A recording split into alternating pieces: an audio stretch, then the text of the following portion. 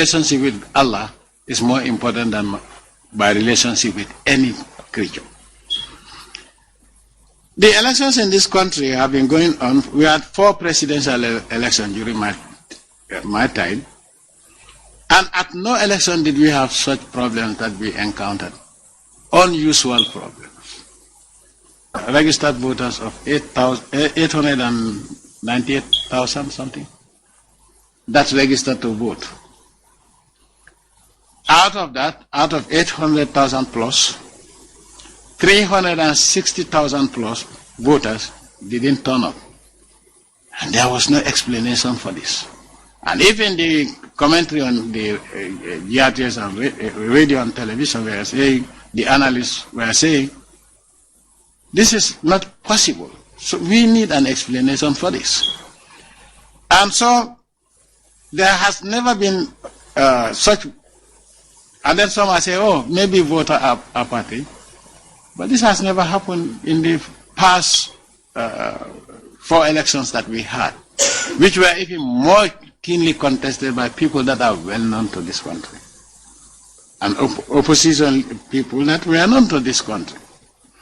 Now,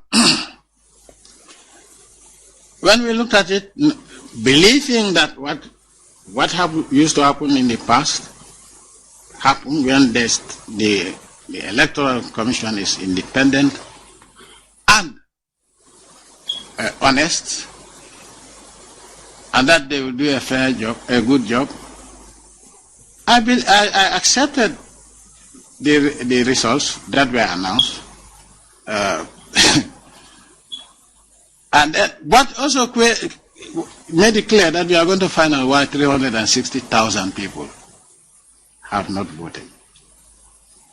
I called the then president-elect because he was declared the winner and congratulated him, and even talked about a transition period. After that, the Electoral Commission did what has never happened in my lifetime, and even during the time that there was another government in this country. Of course, in those days, the elections of the First Republic were supervised by the Ministry of Local Government and I think Interior. And they appointed the electoral officers, returning officers, whatever.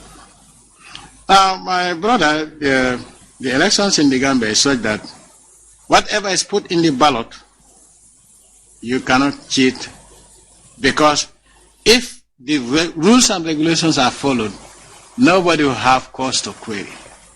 And because the previous elections, then IEC under that leadership, which is not there now, made sure that they followed the electoral laws of this country to the letter, thereby dispelling any room for complaint. Now, the electoral law says, what are the electoral laws of the Gambia say that no polling or voting will start at any polling station unless all parties have their representative, what we call polling agents, at the polling station. It is when every party is represented, all the representatives are there, that the IEC would allow people to start voting in the presence of everyone. Because what we have here is not the ballot papers, we have tokens. And each candidate has a box. Now, it is what is put in your box that is counted. In this situation, this election, our agents, we are the ruling party, we are the government of the day. Our polling agents were not allowed in from 8 a.m. to 1 o'clock in the afternoon in some stations, polling stations, and these are major polling stations. Now,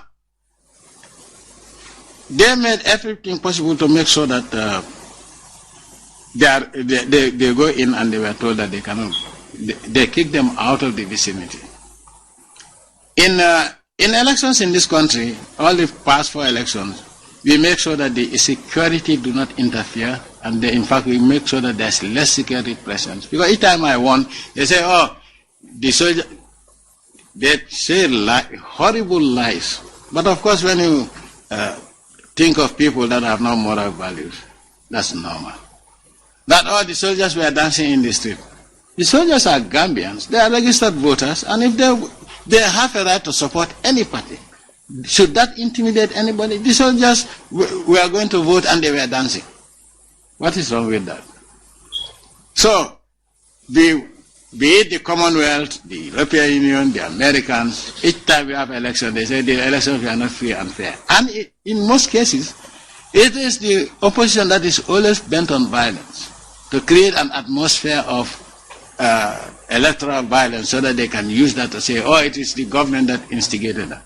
But I always tell people to keep the peace and ignore the provocations. To the extent that I think in 2000, one of the elections, I think 2006 it was, the then opposition leader said I was going to teach the APRC a lesson.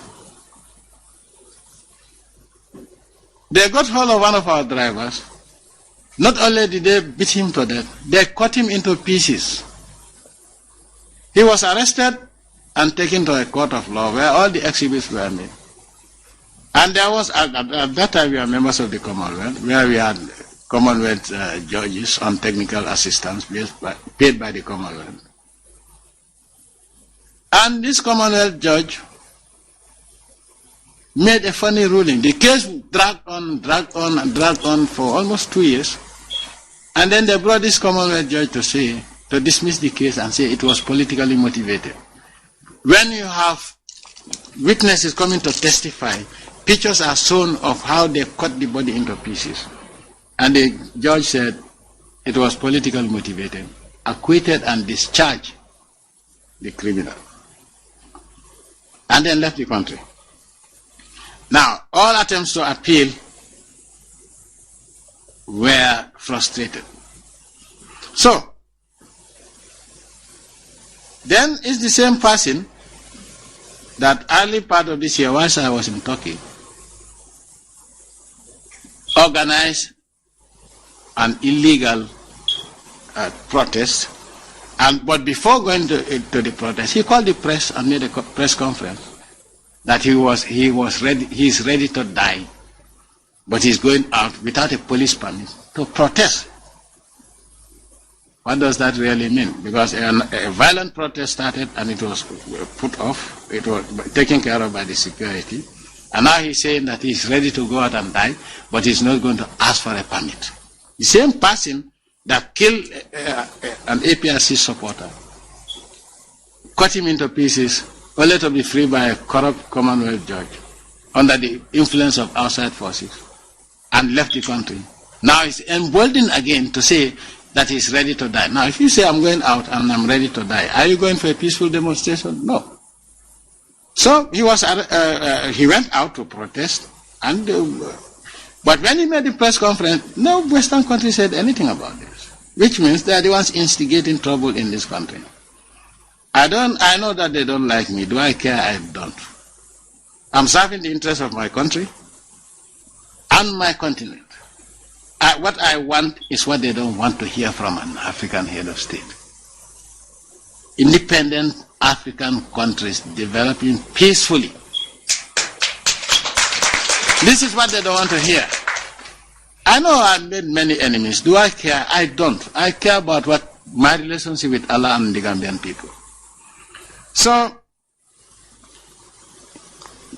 they were even making threats that, oh, if you don't release this guy, he was convicted by a court of law. And they're making threats that if I don't release the person, there would be sanctions. I say, I heard your voice. Whatever sanctions you want, the results will be determined by Allah, not you. And I cannot be blackmailed into accepting this. And they say he was protesting for electoral reform.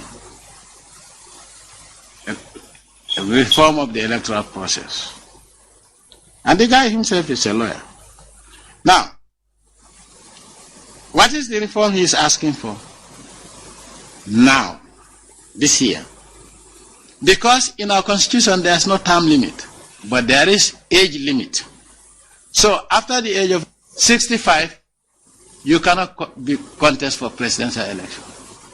And now, he wants us to change the constitution that provision in the Constitution because he wants to contest again.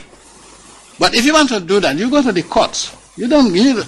Constitutional reform cannot be enforced by intimidation and violence. We will not allow that.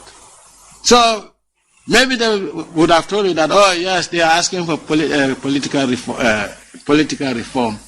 The political reform they are talking about is a constitutional change, a change of what is in the Constitution, which will of course require a referendum. So you cannot just go, and they waited until I left, which was also planned by them and their supporters, that they should do it whilst I'm outside of the country.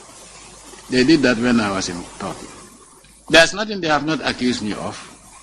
But if prophets were accused of so many things, who am I to expect that nobody will accuse me of anything?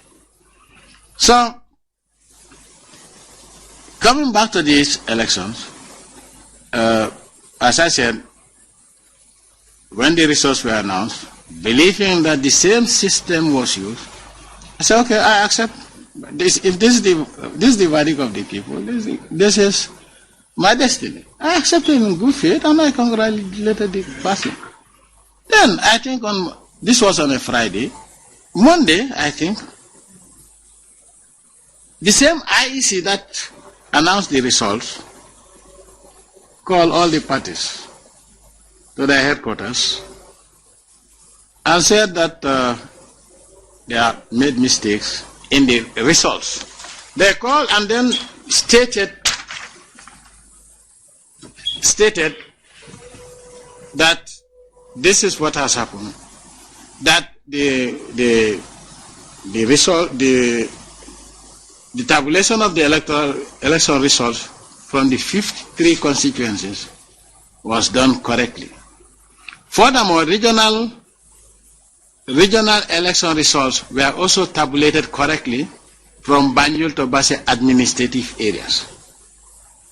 However, when the total votes per region were being tallied, certain figures were inadvertently transposed.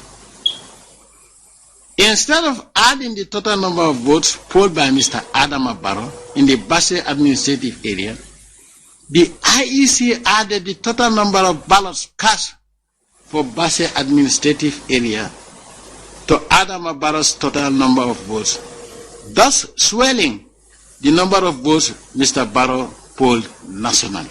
This is very clear language. It is not from me. And they said this error was repeated across for other contesting candidates. I think this was an afterthought, but this is what they added. Having noticed this, the error is now corrected, and this is the actual result. You will realize that, one, they didn't say the number that was involved. How they rectified it was not mentioned. Now, so we realize that this is unacceptable. And the opposition themselves, if this was said about me, they will not accept the result. The West would not have accepted the result. But because they have an agenda, their problem in Africa is Yahya Jammeh and other heads of state. And I stand to die for what I believe in. That because you are white or whatever color doesn't mean that I should worship you. Those days are gone when they were forcing us to, when we were their slaves and we were their colonies, they were the colonial masters. Today, the only master is the Almighty Allah that I worship and nobody else. And I stand for what is right, and I'll make sure that I stand for justice. So, then more things came in. At that time, they didn't tell us the fact that